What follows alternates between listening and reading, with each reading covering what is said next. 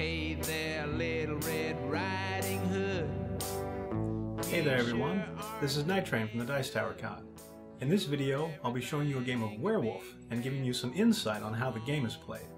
That way, the next time you're caught in a game, you'll have some tricks up your sleeve that just might keep you alive. At least for a while. The first thing to know about Werewolf is that it doesn't really fit into any particular game category, mainly because it's played entirely off of social interaction. There's no game board, no dice to roll, cards to play, or meeples to move around. All the players get is a single card at the start of the game that tells them what role they'll be playing. After that, they've got to use their own skills of observation to try to figure out who to trust and who to kill. The premise of the game is that there's a seemingly peaceful village somewhere filled with happy people, except that, for some reason or another, a few of them happen to be werewolves that are now trying to take over. The players are split into two factions, good and evil. If one side wins, all of the players on that side win, even if they were eliminated in an earlier round. The game itself is split into two different phases, a day phase and a night phase. During the day, players talk, whisper, watch each other, ask questions, and generally interact until someone does something overly suspicious. Or perhaps not suspicious at all. Maybe they just scratched their ear at the wrong time. Whatever the reason, somebody didn't like it, so they decided to nominate the suspicious person. This is the way of saying, I think you're a werewolf, and I think we should hang you. For the good of the village, and, just 'cause it's fun. This action alone isn't enough to get someone killed, though. Another person has to second that nomination.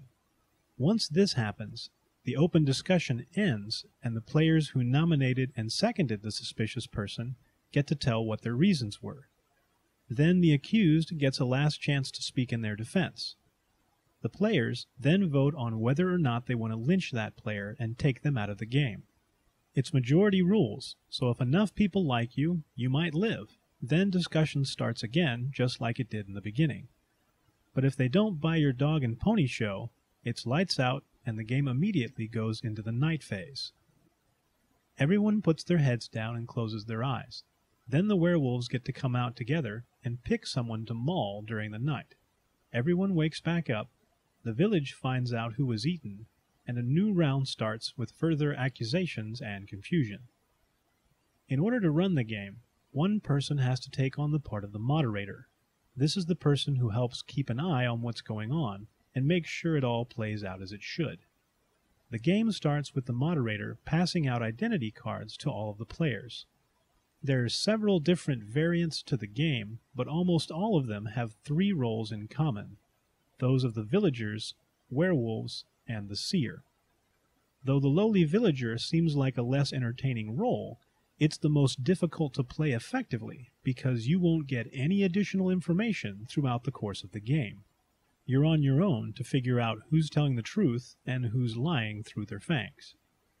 The werewolves get to see each other at the start of the game, so they can all stick together. It seems a little unfair at first, but the villagers have an ace up their sleeve because one player gets to be the seer. They're on the villager's side, and they definitely want to act just like a normal villager. But at night, while the werewolves are doing their business, the seer gets a chance to try to find a werewolf. The moderator wakes them up, and they find out if a person of their choice is a werewolf or not. Handy information to have, but the tricky part is how to let other players know without putting a target on your back.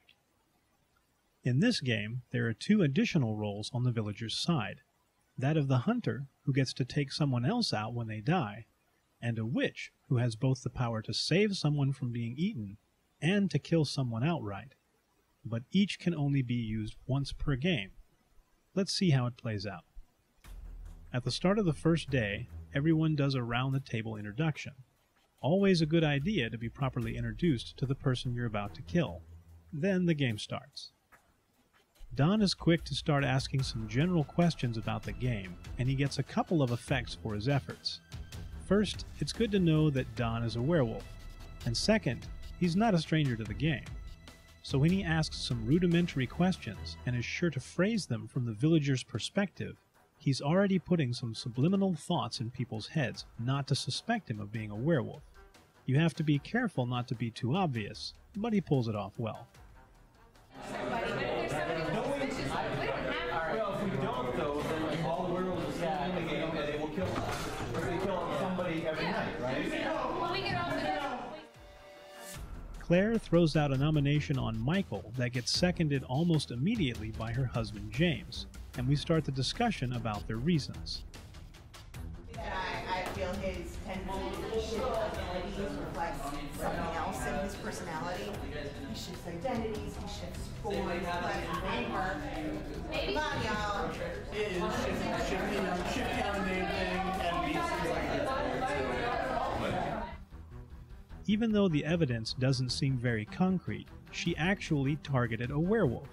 Unfortunately, it's not enough to convince the others, and the vote fails.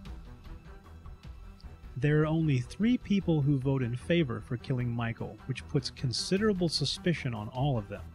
Don, knowing that none of them were werewolves, just goes for the closest target. I nominate this guy. I second the nomination.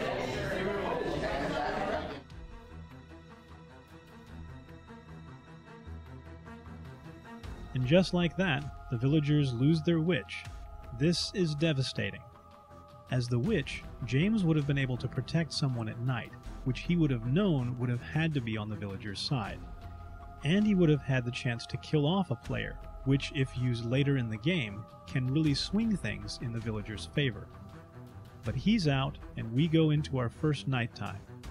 I can understand why, but it wasn't. The first lynching is never anything. It really can't be justified. The seer, Mick, gets a vision that James is a villager, and the werewolves take out the lawyer. Isn't that like cannibalism? Seemingly to rub salt into the wound, Kelly is actually caught conspiring with her most recent meal when he's given the bad news. Although Tony is no longer living, he still had some great insight, but maybe that's why they ate him after all. I think it's too early for them to be afraid, but I do think that the gentleman that was first up on the bottom he was lucky to be away with it with a negative vote the first time, but they'll catch on to it. Back in the game, Sean throws out a nomination on Claire that gets seconded by Michael, who's a werewolf. After some long-winded defense, Back to the days we said witch trials. The baker's entire motive. Why not? Occupy werewolf. That's what I'm saying. Hang me if you must, but then I go with that. the vote fails, with only 3 people voting in favor. 2 of the werewolves voted against this, and if they'd voted to lynch, it would have succeeded. But sometimes you've got to lay low. A lot of suspicion follows.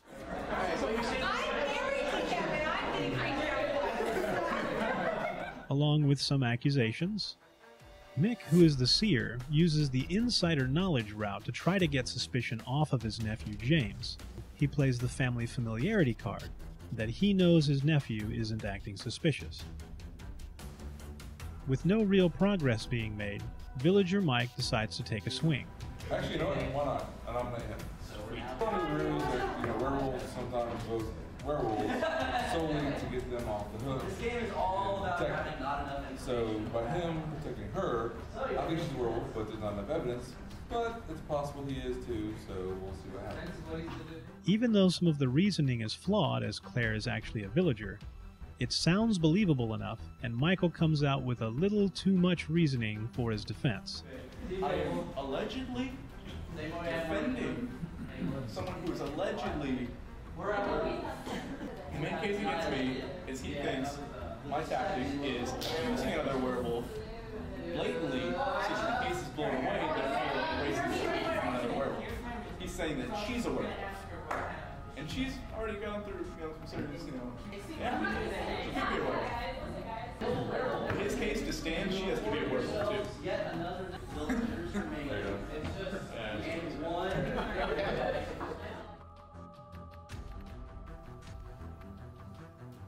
The villagers rejoice, but there's still 2 to go.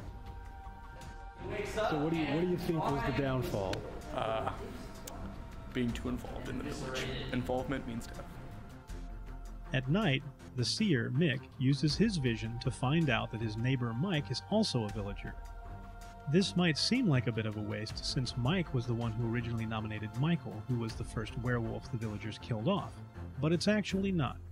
By finding out for certain about the person right next to him, the seer has a really good chance of dropping whispers into his ear while everyone else is busy.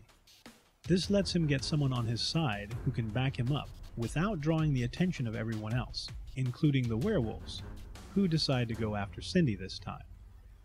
She was the one who seconded the nomination against their fellow werewolf, and they might be expecting Mike, the original nominator, to come out swinging at Claire on the third day.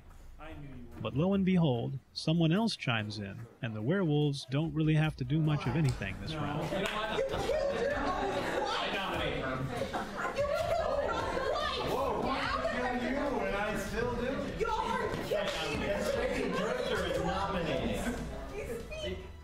Sean makes a bold move here by offering himself up next if this round should go wrong.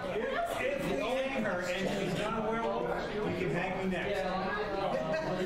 And it does go wrong. But the seer is quick to find out that Sean is in the clear. The werewolves take nephew James out, people reshuffle in the morning, and Mick decides to play his seer card in the open, hoping it's enough to get the win for the villagers. I'm going to say something. I'm not a werewolf. I am a seer. He's not a werewolf. I'm not a werewolf. He's not a werewolf. So that leaves you, or you. Hunter, take notice. I'm probably going to die tonight. Even though he doesn't know who the werewolves are, he does know who they aren't, so the odds look pretty good at this point.